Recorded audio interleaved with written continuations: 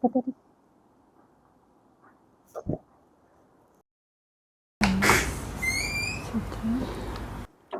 Intan, sudah-sudahlah tu ulang kaji. Besok kan hari pertama SPM?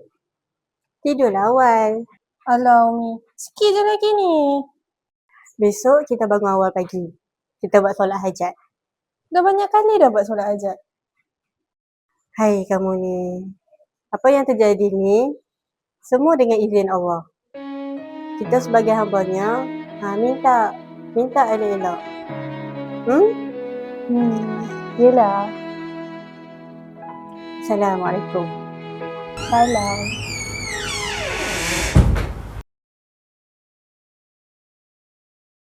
Sikit-sikit baby. Doakanlah. Ish. Kita tadi lupa dah.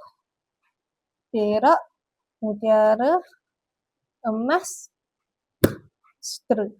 Perak, mutiara, emas, sutera.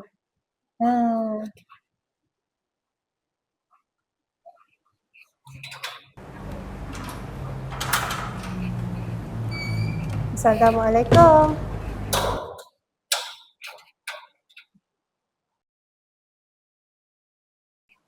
Umi? Waalaikumsalam.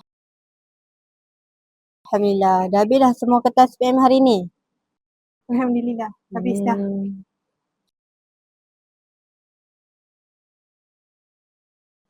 Kenapa? Susah ke kertas hari ni? Tak adalah. Okey je. Lepas tu monyok je. Ingat Umi. 2 minggu asyik study je. Yelah. Pergilah rehat dulu. Umi nak tolong masak sekejap.